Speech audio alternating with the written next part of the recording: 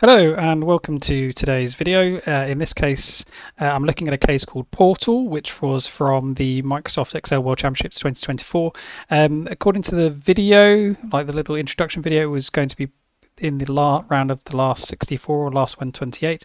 Annoyingly, when I looked online, I couldn't find the results from that case. Even looking at the actual kind of live streams from on YouTube, I couldn't find the time where this was done. So I don't have any way of comparing how I did when I attempted this the first time with how the competitors did when they saw this case at the first time.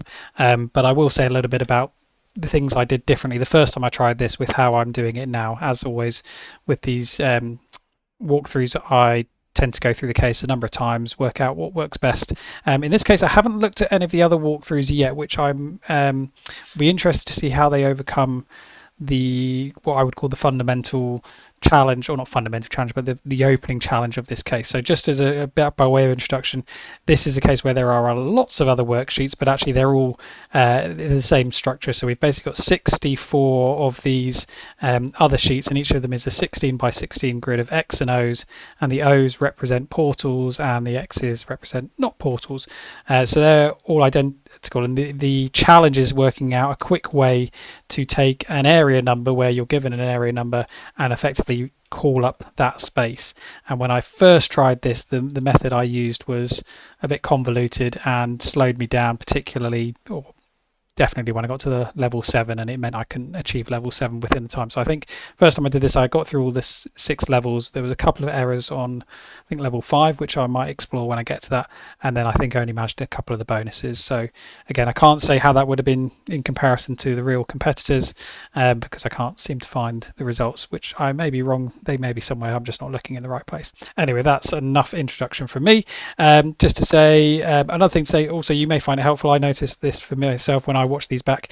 It's quite useful to put it on an updated speed, because I realise I speak quite slowly, which might go back to my time as a teacher where you didn't want to speak too quickly, otherwise you weren't understood. So I speak quite slowly. So watching this on 1.5 speed is entirely understandable, and maybe even recommended. So let's get started. I'm going to switch over to my score sheet, which is here.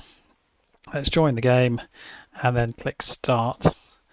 And let's get going. Okay, so as I said, the fundamental challenge is working out, if we're given an area, how do we call up this here? And the way I would do this now, and I tried to do this the first time, but I just couldn't quite get the syntax to work, was an indirect, but we've got to use a combination of strings and references here. So what I'm going to do is I'm going to say an indirect of, what I want to do is take the word area, which is what starts off every single sheet. I then want to combine that with my number, and then I want to combine that with an exclamation point, which is how we refer to a sheet directly. And then I need to hard code the references, which is cell A1 to P16, which represents that grid. And I need to put that in a closed speech mark so you can see how quickly it can go wrong.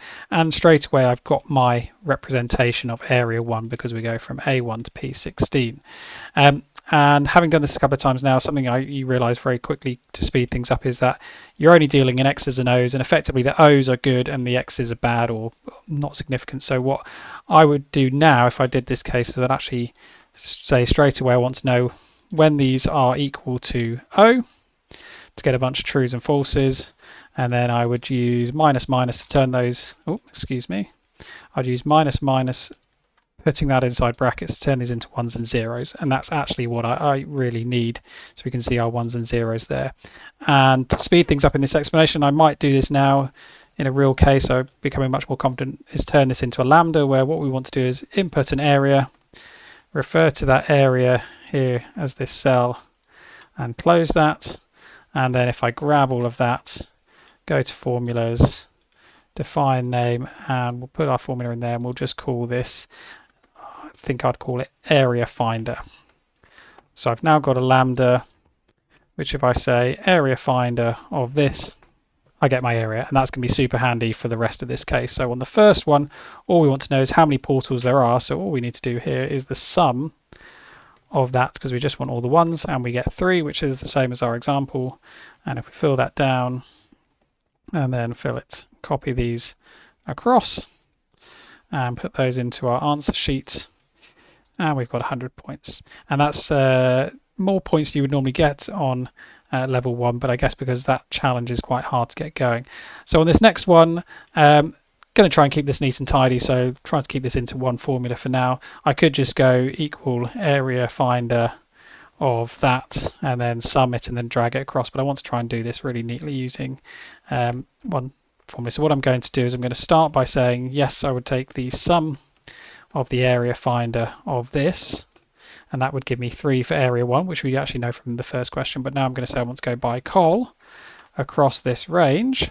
And what do I want to do across each one? I want to use a lambda, inputting a col, and my col then replaces my cell reference, close that off, and we get our 3, 5, and 5, and we can just know by numbers that adds up to 13, and then I'm just going to sum that up, and therefore I get my formula all in one cell, which feels nice and neat. And I'll copy that over here and go to our score sheet and copy in here, and we get another 100 points. Okay, moving on to level 3. This time the portals can appear in odd or even numbered rows across the areas. How many portals appear in an odd and even row? So if I start by just grabbing my... Actually, I'm going to build this from scratch because we've got to deal with the even thing first. So we've got our area finder on one of these. So as an example, that's our first one, but we want to filter it on even rows. So I'm going to build this into a let. We'll say A equals area. And we want to know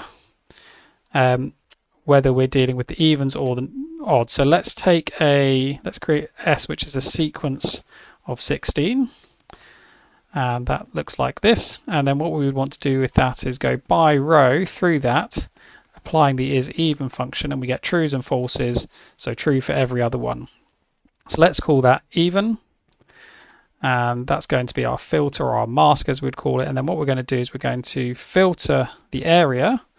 If this cell equals even, then the filter is going to be based on our even mask, and if it's not, then we'll do it on not even, so in other words the falses. And then we get only the even rows, so we've got half of the rows, you can see the shape of that. And then the last thing we want to do there is sum that up, because we want to know how many portals there are. So we know that for 1 on even there are 3, and here don't quite have the time to try and keep this into a single cell formula. So what we'll do is we'll lock cell G, referencing the even or odd. We'll fill that over to the right, and then we will then sum just those 5 cells. And that gives us 12 for our first one. And then let's just fill that down and grab our other answers. And then let's go over to our score sheet and paste those in. And we've got 140, so good start so far.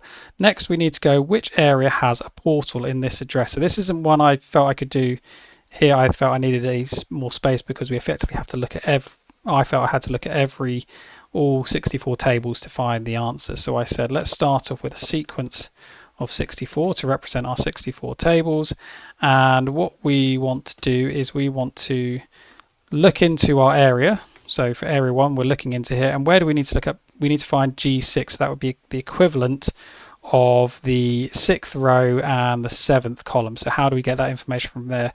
If I wasn't using lambdas, what I would do is I would say I want the row of the indirect of what is in B1, which gives me the 6th row, and I would then say I want the column of the indirect of what's in B1, and that would give me the 7th. And then what I would say, and I know that I could use my numcom column or numrow or numcol lambdas, but for now I'm trying to keep myself fresh with the understanding of how these things work behind the scenes. So I'm going to index into this, and I want to take the row from this, which I will lock, and the column from here, which again I will lock, and that tells me that in that cell G6 of number 1 there is in fact a portal because we get a 1, and if I fill that down, all the rest of them are zeros. And we know from the example that area 1 is the one that has it. So how am I going to do that for other examples? So if I just change this to say another example, the 1 is down here.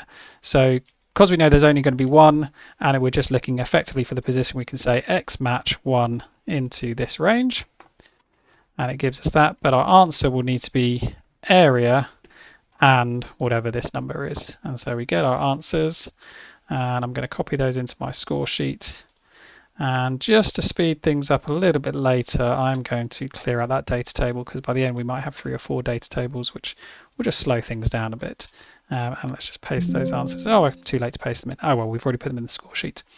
Based on your starting position, level 5 and area, what is the minimum number of steps to get to the closest portal? For example, the closest portal to C3 in area 1 is G4. You would need to take 1 step down and 4 steps to the right to arrive at G, totaling 5 steps. So again, I'm going to build a data table. We don't need a sequence all the way to 64. We just want to say, well, let's find our area based on C1. And we want to, now when I did this the first time, I was actually took a different approach, and I basically used the closest on map lambda, which is a really good lambda. But what I found was it didn't allow me to sort, when there was a tie, it didn't allow me to sort them in the correct order. But what I'll do is I'll show you how that ended up looking here. So what I'm going to do is I'm going to put a sequence of 16 up top here to represent my columns, and a sequence of 16 down here to represent my places. And actually, no, what I'm going to do is I'm going to change this to a sequence of 16, but starting at the code of the letter A, and then putting that inside a character formula to get A. And the reason we'll do this is because then we'll say down here, if this is true, so if there's a 1, then return the column and the row. Otherwise, just return something random that will return an error. And we get errors except for where we actually have something. And then what we do is we wrap that in a 2-col and put 3 as our additional criteria. And then we realize that we now have just the 3 cells where we have a portal. And what I'm going to do is I'm going to grab, and again, I'm not going to use lambda today because I want to try and just, again, keep my understanding of how these really work.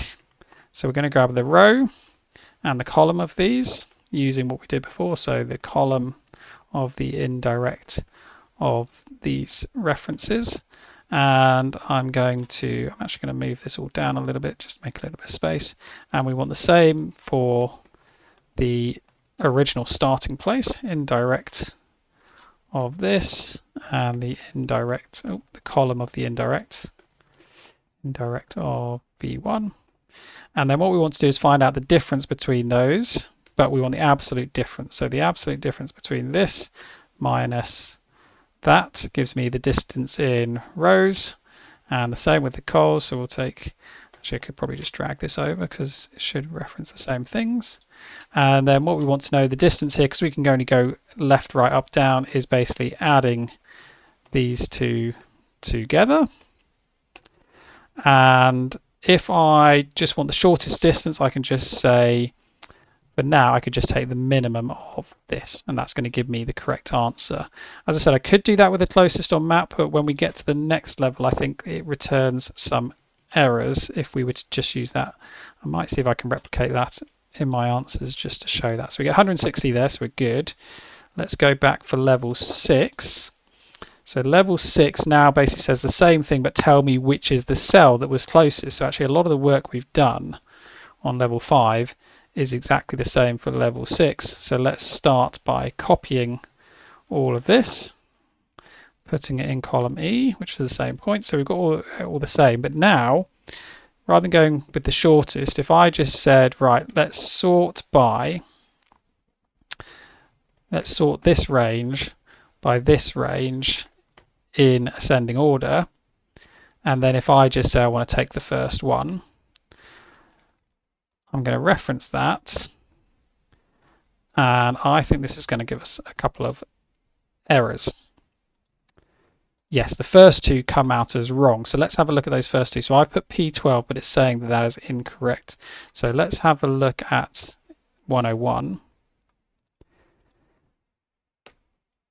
Because what we find there are, same again, there's 3 portals. 2 of them are within 13. But in the case, it told us, where is it? if there is more than one portal in an area that's closest to your current position, prioritize the portal that's closest to column A, and if there is still more than one, then the closest to row 1.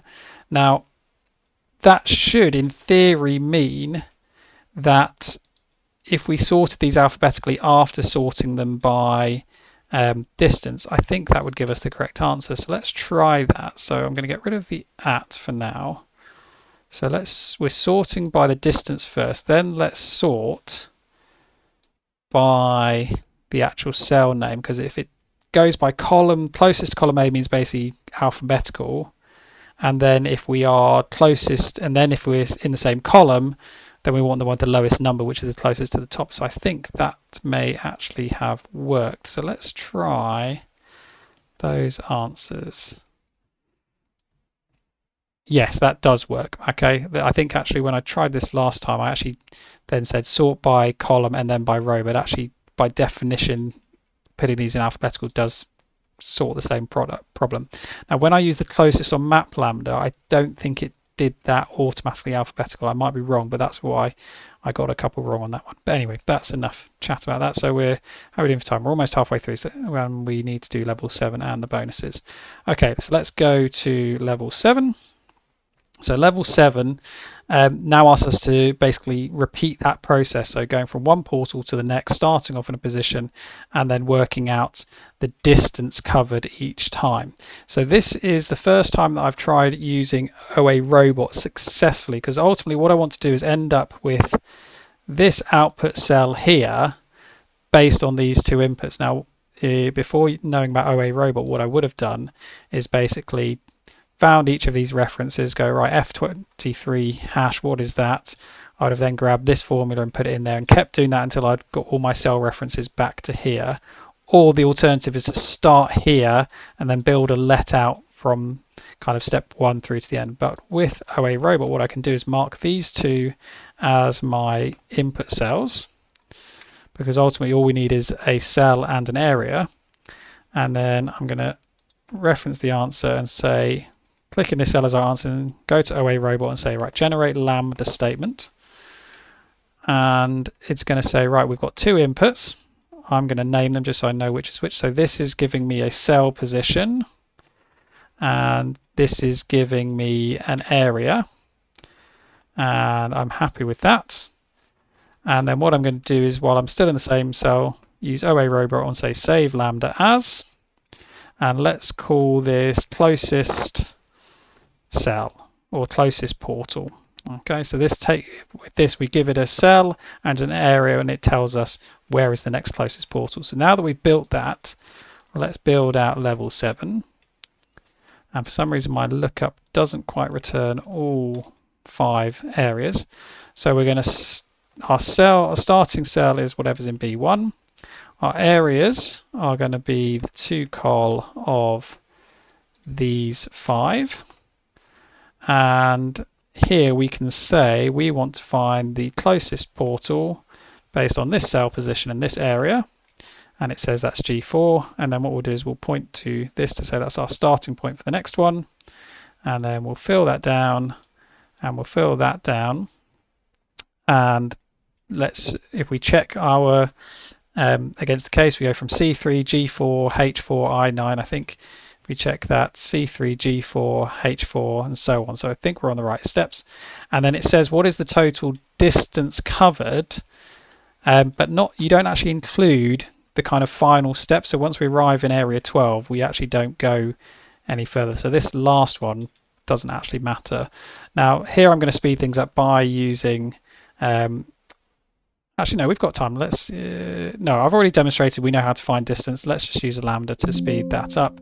So here I want to know the map distance between C3 and G4, where we can only go up and down. So diagonal would cost us 2, because it's the same as going side to side and then up, down.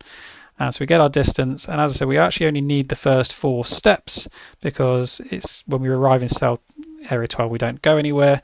So we're then going to just sum those 4, which in the example gives us 14, and we point to that, and we should have our answers if we go to our score sheet, and we're all good. Okay, let's go back here, and then I'm going to clear out these data tables because I could already see there it was just starting to slow me down a little, just to speed things up. Right, so now we're going to our bonuses, which I found quite hard to interpret on the first run through. So which area has the most portals? So let's open up a new sheet, and we'll use this for most of our bonuses. So we're going to create a sequence of 64 to refer to our portals, and then we want to say the sum of the area finder for that one, which will give us a number which from memory we do actually know is 3.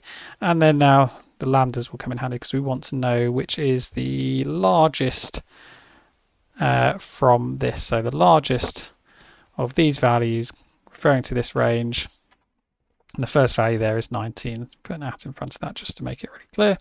So this is area 19. Which area appeared most across all the levels including examples? So let's get all of that. So we're going to call a VStack of the following areas. So this area, these areas, these areas, and these areas, and these areas, and these areas, and then finally these areas. And I'm going to use 3 to ignore any errors, and then which is most, I think we said which is most used, so we want to use our most least of this input here. And again, I'll put an at just to make it really clear. So that's area 11. Area 11. Let's just quickly post those into the score sheet just so they can be working away in the background to check we're on the right answers rather than doing all in one go. Right, across all the games in level 7, including the example, how many areas have you been in that contain the number 6? This includes your starting area and the last area you go in. So if we go to level 7, let's copy this over to our sheet. Oops, did the wrong thing there. Let's do that again. Copy that.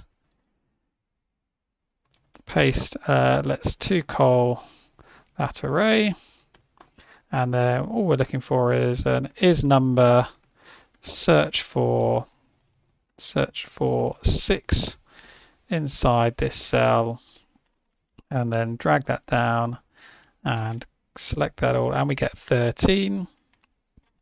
Let's go back up to the top to our bonuses. 13. And must have done an undo to remove that. To take the sum of the row number for all the portals in each area, which area has the highest total figure? This really confused me the first time it took me. So let me do a print screen of that so we have it in front of us when we go to our bonus sheet here. So let's remove that. So take the sum of the row number for all the portals in each area. So let's just do a sequence of 64 because we're going to do this for each one. Let's start with our area finder of that. And then what we want to know is the row number for all the portals. So what I would do here is I would say if there is a portal, then what we want to know is I'm going to say give me the sequence of 16 representing the row numbers, if not give me an n, which will force an error. So we now only get the row numbers. So there's 2, 4 and 6. If we put that inside a 2 col and use 3 to get rid of any one we don't need, and then take the sum of the row number, so we want to sum those up, so we get 12 for level 1. And if I drag that down, and which area has the largest, so this is our largest smallest, so the largest value from here returning there, and our first one is area 40. Let's just quickly copy those two over to the score sheet while we try the last bonus, and we see we got the first 2 bonuses. Good. Which area doesn't have any portals in columns A to K? So I'm going to do a similar approach to what we did here. So sequence of 64.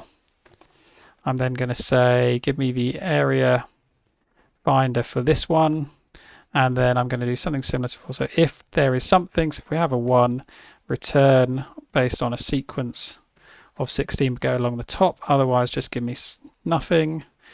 This gives me all of the column numbers. Let's 2 col that, 3 to get rid of, so we had 10, 7 and 7. And we want to know any that aren't in A to K, which is the first 10 columns. So let's just take the minimum. In other words, where's the first column? And let's take these there, and then we want to find, we can do it by visual, the only one that has double figures is 63. So we'll go case 63, copy that over to our answers, paste that there, and we'll just wait for that to go through. And oh, it's incorrect. Was that the correct? Which area doesn't have any portals in columns A to K? Oh, why have I said case? It's not case, it's area. It's because I was reading the word case on here. There we go. That should be correct. I'll just give that a second. There we go. Good. All right, so let's stop the clock. So we did that in 23 minutes. We'll end the game and we'll return to the sheet just for some summary. So as I said, really interesting. A lot comes down to how you decide how to get hold of the data. I'll tell you that when I first did this, I mean, I don't know if I'll be able to recreate it now, but I was doing something like area and the number, and then I was doing that, and then I was adding something like GA1 to P6 or something. I was doing something wrong and it was just giving me references, so I just couldn't get it right. So what I ended up doing was I created a new sheet, and I used a kind of H stack approach or a V stack approach. So I said V stack all of the areas and then reference the specific cells, and that put them all one on top of each other. And then I used a combination of a couple of lambdas I've got. So I said I want a sequence of, there are 64 of them in total, and I want to stack those into groups of 16 reps. So I then get, I don't know why that's put that out in, oh, it's because I've only done S2. So if I do S2 hash, and so I then ended up with a kind of list. So all of the ones were giving me the first thing, and then I basically said, so I filter this range where this range equals say 2, and that would give me my range of 16. And then the other mistake, or not other mistake, but the other thing I should have done was I left it as x's and zeros. So in every formula I was having to kind of say if x or if 0 treat, or if O treat as a real thing. So that second time through, realizing just converting to ones and zeros was really, really valuable. So yep, another fun case, another one where I've learned quite a few things that I haven't had to deal with before, which will always be handy for future cases. Like I said, I haven't actually watched what anyone else did for this. I'd be interested to see if they've got, I imagine someone will go, oh, well, actually you just needed to do this and it would have sped things up massively. But that's part of the joy, and part of the challenge is kind of learning from other people and getting better at it. So thank you very much for watching, and I'll see you next time.